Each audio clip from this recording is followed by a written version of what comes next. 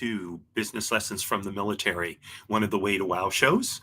I'm your host, Kevin Bemmel, and we're here every Tuesday at 10 a.m. Pacific time to talk about military doctrine, history, the practices of great military leaders, and how we can take these ideas and use them in our civilian professions and businesses to improve performance. So I've mentioned this a couple of times.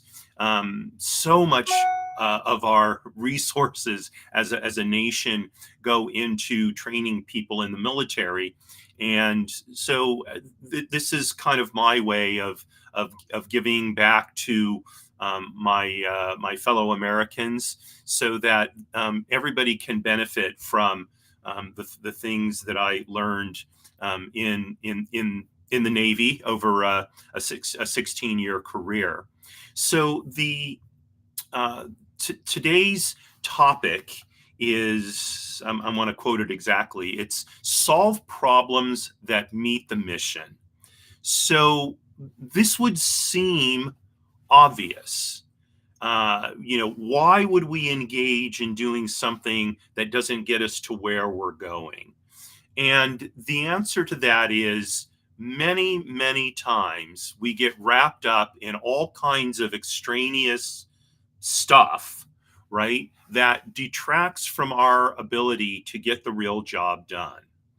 So I want to I'll tell you a story about something that happened to me very early in my Navy career that really highlighted this this problem in the military and how I dealt with it and really helped my command get back on track. So my first billet in the Navy, I was assigned to Marine Corps Camp Smedley D. Butler in Okinawa, Japan. So this was actually a group of, I believe it was 7 Marine Corps facilities on Okinawa. So, for example, there was Camp Foster, where I had my office. There was Camp, I think it was Kinsey, was the southernmost. There was the air base. There was a Marine Corps air base south of Foster. I don't remember the name of it. And there were 2 other bases. There was Camp Courtney, and there was another base, and then there was a whole sort of jungle fighting training center, which unfortunately I never got to see. So all of these were under the purview of the base chaplain's office. And so I show up in Okinawa, bright new lieutenant junior grade chaplain, right? After a 20-year business career. And, pretty quickly, I see that this does not run like a business. So after being there for about 9 months, the senior chaplain, the base chaplain, was rotated out. And frankly, nobody wanted to replace him. None of the Navy captain chaplains wanted to replace him. And so the deputy base chaplain was an 05. He was my mentor. And so he was made acting base chaplain. And so then the deputy spot was open. And lo and behold, here was me, 9 months in the Navy. And I was what's known as an O2, a lieutenant junior grade. That's the second level of officer in the military. And, after 9 months, I was given an 05 position. So an 05 is just what it sounds like. So most people, never advance higher than 06. That's a Navy captain or a colonel, right? Most people don't become admirals and generals. So this is one step below that, right? 9 months. I'm like, wow. And all of the daily operations of the base chaplain's office were now in my purview, including personnel, travel, and supply. So when I took over as supply officer, I turned to the senior enlisted person in my office, set of offices, whatever you want to call it. She was a petty officer, first class, and I said, "Okay, well, if I'm supply officer, I think the first thing I need to do is review the inventory." And she said to me, "The what?" I said, "The inventory, the list of what supplies and other things we have on hand." She says, "We don't have anything like that." I said, "You're kidding. How can there not be a list of supplies?" She said, "I don't know. Just none was ever done." So here we are running an operation budgeted at $2 million a year. Only, frankly, about 15 or 20% of that was discretionary. The rest was salaries and such, but still, $2 million a year that we're spending of the government's money. We're running 7 chapels, and we have no idea how many candles we have, how many sets of vestments we have, how many bottles of sacramental wine we have. Nothing. I mean, absolutely zero. So I said to her, "Okay, well, so then our first step is to figure out what we have, right?" And now this is all part of, by the way, meeting the mission, because in the meantime, we were not, even though we were budgeted for $2 million, like I said, of which about 370, I think, was discretionary. We weren't getting our full discretionary um, allotments because of budgetary issues with the government overall. And so I had to be very, very careful about the requisitions that I approved. It really had to be for things that we needed, because otherwise we wouldn't have enough money. So for example, the Christmas holidays were going to be coming up in a few months, and in Okinawa, you need to pre-order things by literally months. And we, because of the fact that my predecessor had spent a bunch of money buying sacramental wine and a bunch of other stuff, we didn't have Christmas decorations that year. Because, like I said, we didn't get our full allocation of funds because the base hadn't gotten theirs, because the government wasn't the government was it was heading to a shutdown at this time. So we I got my staff busy on doing an inventory. And just to give you an example, they were still finding closets full of supplies when I rotated out of Okinawa about 2.5 years later. I have no idea whether they actually ever completed an inventory of everything. At one point, we determined that we had in excess of 15,000 candles. Now, even using 100 a year, right? Even 100 a year in each chapel, which would be 700 a year, we had enough for what, 20 years? 20 years worth of candles. And I kept getting requisitions for more candles, right? And when I found out how many candles we had, so then when a requisition would come in for candles, I would call the person who was asking for more candles, and I would say, are you aware that according to our current inventory, we have over 15,000 candles in the various chapels? No, would be the answer. I said, is it possible that among the 15,000 candles are the kind that you need? Well, I don't think so. Why? Well, I need the following kind of candles. And they would describe them to me. And I've got the inventory in front of me. And I'd say, well, I think we've got 1,000 of those up at Courtney. So, um, please have your RP, that's a religious program specialist, that's the enlisted people that help chaplains, please have them go bring the candles and Courtney down and see if those will work. You're not going to buy me more candles? I said, I don't think that's warranted given that we've got 15,000 plus already. That was just, the bottom line.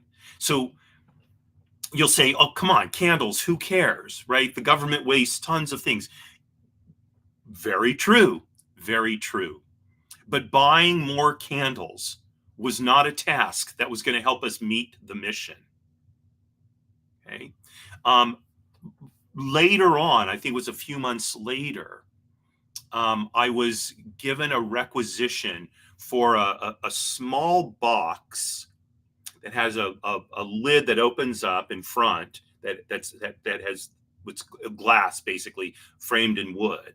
I don't remember what the box was called, but the box was used to hold certain sacramental items for the Roman Catholic Mass, and it cost $1,000 or $1,500. Now this is back, by the way, in 2007 or 2008, so almost 20 years ago. And I asked what this was for, and they said, "Well, we don't have one of these at the chapel at I think it was Kinsey, Camp Kinsey." And I said, "Okay, I got it that you don't have this. What is the requirement for it?" I said, "Well, we need this because we have to keep these sacramental things in it." And I said, I got that. You're saying that this is crucial to the performance of the Roman Catholic Mass?" "Yes." Okay. Well, let me kind of do a little checking, and I'll let you know. So by then, we had gotten a new base chaplain who was a Roman Catholic priest. And when he had gotten there, he had met with each one of us. And when he met with me, I knew him from chaplain training. I had met him there. Great guy, loved him. And he said, so he asked me, so what do you do here? What are your duties? And I said, well, of course I handle all the Jewish services, and I do counseling and all the routine stuff. And I said, but I'm also the supply officer, the travel appropriations officer, or the travel approval officer. I was the credit card approval officer. All these admin duties that I had. He said, okay, great. He said, I don't know how any of that is done. So will you promise to handle this so neither one of us goes to jail? Good old Father Keene, right? I said, absolutely. I said, as much as I like you, Father Keene, don't want to be in jail with you. So he said, great. Just, keep me advised about what you're doing and why, but otherwise I'm counting on you to handle this, according to regulations, et cetera, et cetera, et cetera. I said, great. So after I got this requisition for this box, I called up Father Keene and I said, Father Keene, I've been given a requisition for an item related to the Roman Catholic services down at Camp Kinsey. And I said, it's for a very large amount relative to our budget. And before I approve it or disapprove it, I thought I should run it by you because as the senior priest in the command, it just seems to me that this is the prudent way to handle it. He's like, absolutely. So in other words, let's talk about this so, we don't end up in jail, right? Without saying that. So I explained to him what had been requisitioned, this box, and I told him what I had been told. And he said to me the following. He said, well, first of all, do not approve that requisition. I said, aye, sir. And he said, here's why. It is not necessary. And given our budget, this is not something we need to be spending money on, especially since it's not mandatory for the service. I said, okay, sir, got it, no problem. And he said, now, do you want me to call the chaplain and explain to him? He said, no, sir, that's my responsibility. I said, you may get a call from him seeking to override me, and if so, I know you'll back me up. But I said, I'll speak to the chaplain. And to his credit, when I called the chaplain back and I said, I've looked into this, and it's been explained to me that indeed this isn't mandatory, for the Catholic Mass. It's a nice thing to have if we have, if we had a lot of money and all of that, but it's not mandatory, and so, I'm not going to approve this requisition. And he said, okay, thank you. Not long after that, I got a call from a Marine Corps officer. He was a lieutenant colonel. Well, let me tell you the backstory to this. So, I mentioned that we had vestments. These are the clothing that Roman Catholic priests wear when they're offering the Mass, doing their service. We had hundreds of sets of vestments, different colors, fabric. I mean, unbelievable what we had. We finally collected them in one place so that so that Father Keene could just take a look at them all, and it was scandalous how many we had, because they'd all been bought with taxpayer money, and most hadn't been used in probably, well, years, if not decades, right? So here we have all of these things, and so just as a side note, here's the interesting thing. We could not give them away because we were not going to use most of them, right? So I suggested to Father Keene, I said, well, how about if we, donate them to parishes, I don't know, maybe in the Philippines. I bet they would love to have them. He said, that's a great idea. Can we do that? I said, great question. We're keeping each other out of jail, right? And the answer was no. We could not give away religious articles. It wasn't permitted. So we had all of these vestments that we couldn't do anything with. And in the meantime, my supply petty officer, he was a petty officer second class, great sailor, he got a requisition for new vestments for the priest down at Kinsey. Now, the priest, I don't think, knew anything about this, the fellow who wanted the box. It was submitted by a Marine Corps lieutenant colonel. And when the requisition came across my desk for approval, because my petty officer, he was not responsible for approving. He was responsible for writing things up and, on the proper form. If you recall of ever watching MASH, right? Radar would write up the form, but, Colonel Blake or his replacement, whose name I'm slipping up on, they would have to approve it, right? So it came across my desk for approval, and I saw vestments. I'm like, nope, not approving this. And so when my petty officer came back, I said, hey, I saw that requisition for vestments. We've got hundreds that we don't know what to do with. We're not going to get any more vestments. He's like, aye, sir, no problem. So, to his credit, he, as a courtesy, called the colonel and to let him know that I had turned down the requisition. Well, the colonel went off on this guy. He was screaming at him. If you think blah blah blah blah, I'm gonna take this. I mean, he was just screaming at him. And a little while later, the petty officer came back into my office. He looked shell-shocked. I'm like, hey, what's going on? It's like, that lieutenant colonel just went off on me because you didn't approve that requisition. I said, oh, really? I said, do me a favor. Bring me the requisition back. I assume it has his phone number on it. And give it to me and close the door. He's like, aye, aye, sir.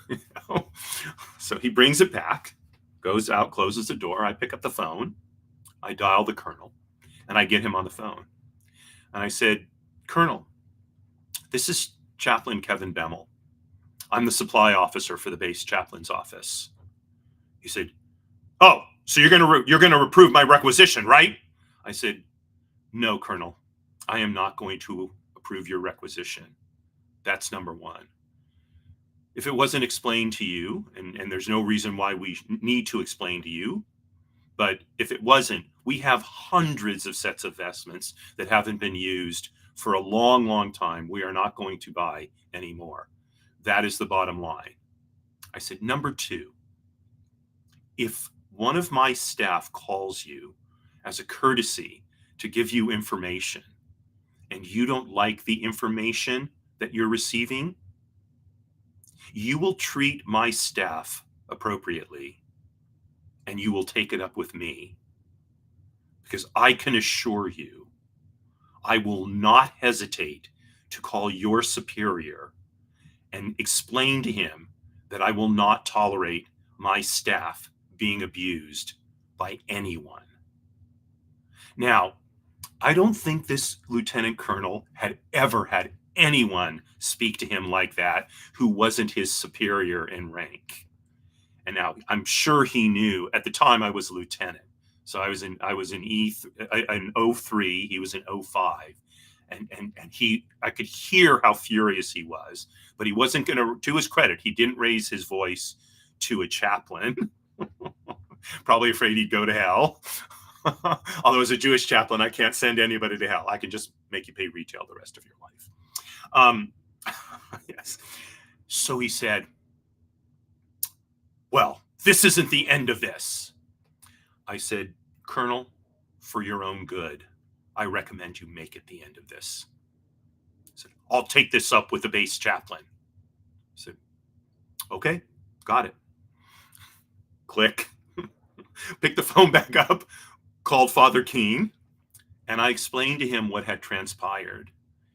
And I said, sir, this is how I always, endeavor to, keep the people senior to me out of trouble, because I didn't want people, doing difficult things on my behalf. I said, sir, if I have handled this inappropriately, you please just say so, and I will call the colonel back and I will tell him that I handled things inappropriately. I said, because he is right. In the end, you have the authority, because my authority, you delegated the authority to me. He said, no, Rabbi said, don't worry about it. If he calls me, I'll take care of it. Right. Click. And, here's the crux of the story. All of that yelling and screaming on his part, trying to get something that was not necessary, had nothing to do with meeting the mission. Right? I don't know whether he called Father Keene. I think he did. And I'm pretty sure that Father Keene said essentially the same thing to him that I did, which is, do not call up one of my people and scream at them, because that is not appropriate. We do not treat people that way in the base chaplain's office, period. If someone has made a mistake, we will talk to them about the mistake they've made. If some kind of punishment is warranted, they will get disciplinary action, but we do not scream at people. That is unprofessional. That is not how it's done. That is not meeting the mission. Now, you're in combat or you're in combat training and you need to scream to overcome the sounds of grenades going off and all of that. That's different. Okay. Combat, this is not combat training. This is the running of day-to-day life in a military facility. and yelling and screaming and demanding things that are unreasonable is not completing tasks that meet the mission. And this is, it's interesting. So I'm sure if those of you who've watched the show before, you know how much I respect the Marine Corps.